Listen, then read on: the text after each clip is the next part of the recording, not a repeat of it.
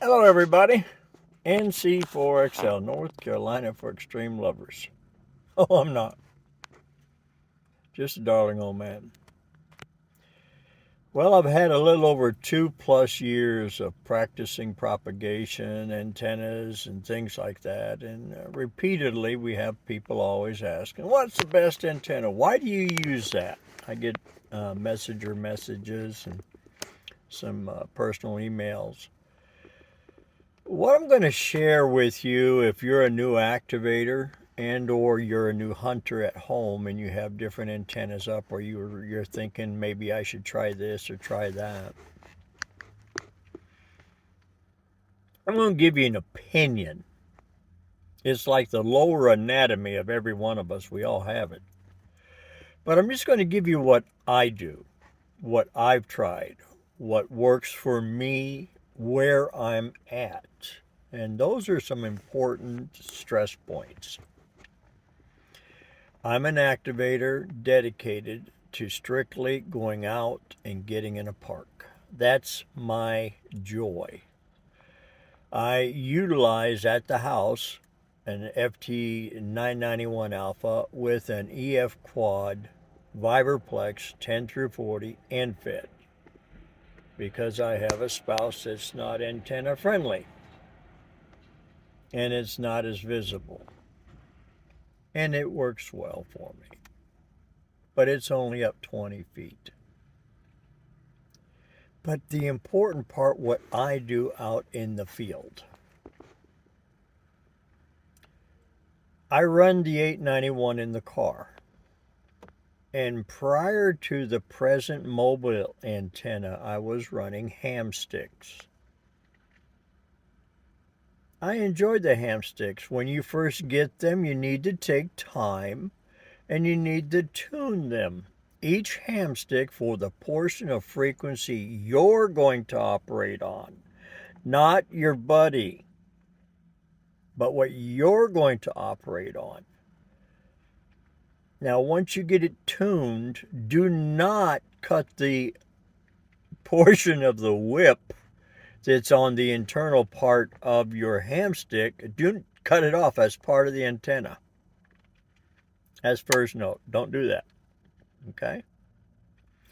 But when you get that antenna tuned to the frequency where you're at with an analyzer, then go to your local hardware store and you can get 1.5-inch or 2-inch PVC pipe. Get a cap for one end and a lock cap for the other end. And you can either get a larger piece of PVC pipe if you want and put all your hamsticks in there. But remember, you're taking your hamsticks apart at the twist connect point.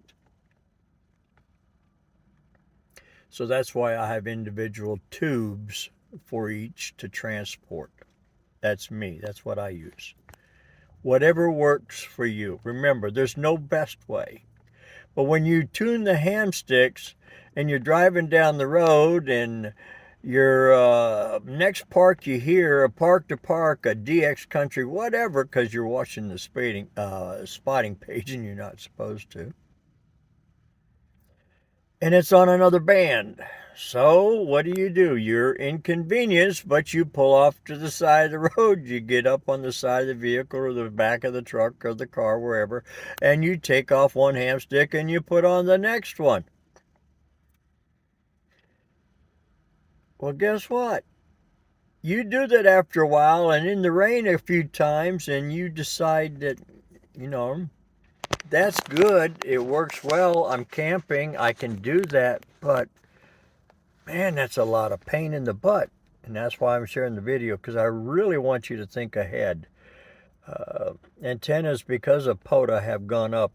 That's a figment of my imagination. But Parks on the Air has created a frenzy on radio equipments, 891s, QRP rigs, etc. Okay, so I went and got crazy and bought me the ATOS because I'm running the FT891. And the ATOS is not a cheap antenna. It's 400 plus. But God, I love it when I'm driving down the road and somebody switches frequency or bands, and I can get there relatively quick. And it covers 40 through 10, 40 through 6 actually. It tunes up 6, no problem. That's why I like it. And if it's raining, I can use that one. I don't have to get outside the car. If I have hamsticks and it's raining, I'm going to get wet. Now, if I'm sitting out at a park and it's just ice cold like yesterday at 20 degrees or 30 degrees, getting out with the hamstick's not too bad. You can get back inside the car. With the ATOS, I don't have to get out of the car. I can sit in the car and change bands and have fun. But let's go to the next direction. We talk about hamsticks. We talk about the ATOS for me. For those of you folks that want to build your own dipole, that's an awesome antenna. It requires some elevation, different balance. Put it up in a sloper configuration. You change your pattern of radiation. Something to think about. What I use. What does Dom use when he's out? Because where I go 90% of the time, I'm going to use an Infit. All my Infits are built by KO4 Foxtrot Sierra Zulu. That's Chris. When I got my antennas, I take them out of the box. I put them on the analyzer. He's already tuned them, but he's a new guy, and I didn't know if I could trust him. I had to double check, and they're tuned for the general portion of the band. I'm in advance, but they're tuned for the general portion of the band. 99% of my activations and activity is on the general portion of the band. So guess what? I'm good to go. Out of the box, in the air, guess what? Get on the air. I use 20 feet, 30 feet, 40 feet, whatever height I can acquire wherever I'm at is what I'm going to use.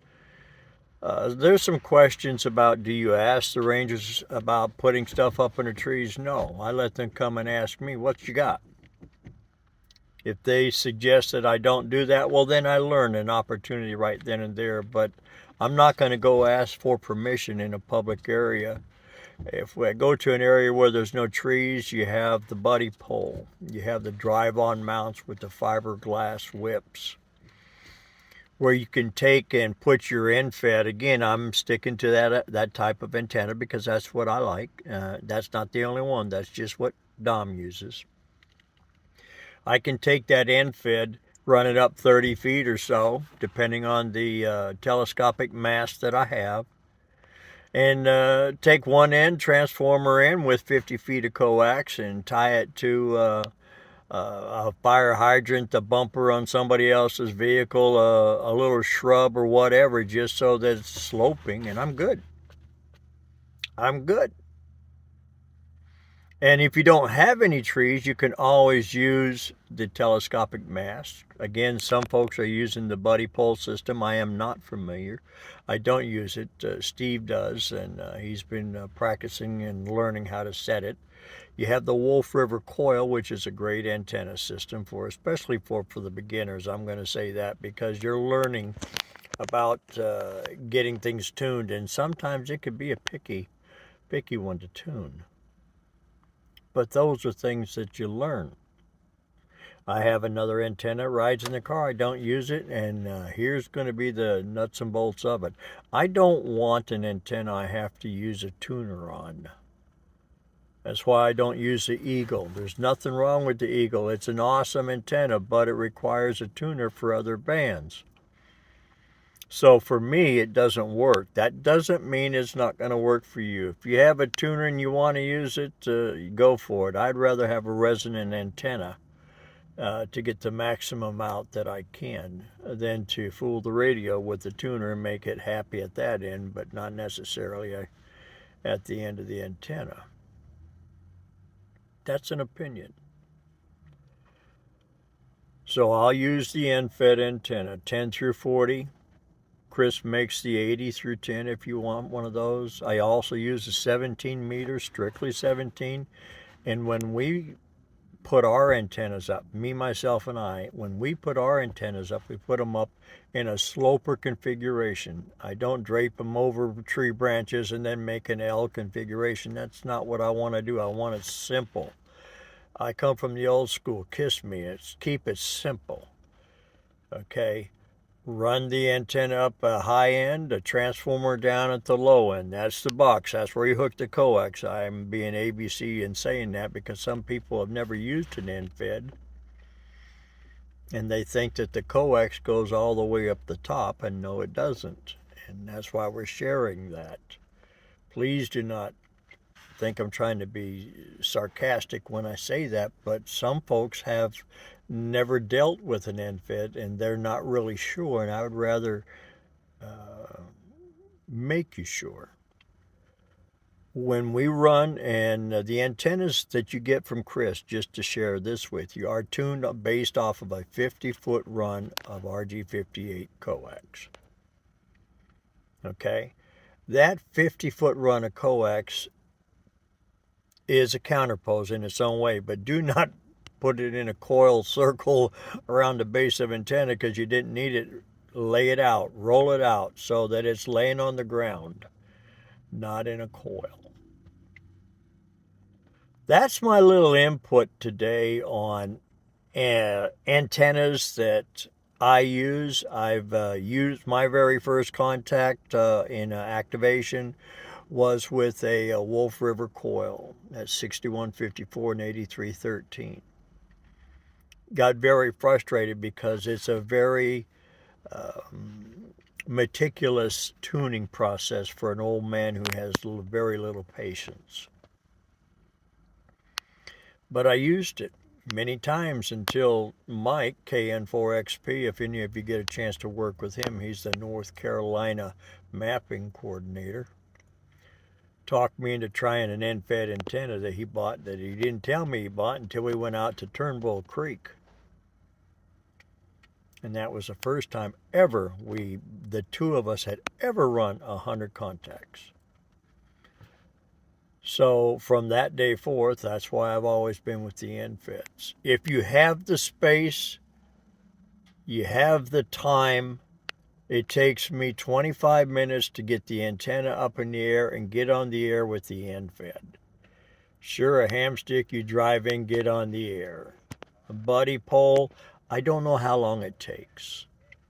Okay, the Eagle one, listening to James and a few of the others that utilize that antenna, in 4 minutes, 5 minutes, they're up and on the air. Again, they have other paraphernalia hooked in line, the tuner and that kind of stuff. So thank you for allowing me to babble on. Thank you for the learning curves that I've had to learn over the last 3+ years. But I appreciate each and every one of you. November Charlie 4 X-Ray Lima. North Carolina for extreme lovers. Oh, I'm not. Just Dom, the darling old man. 73s.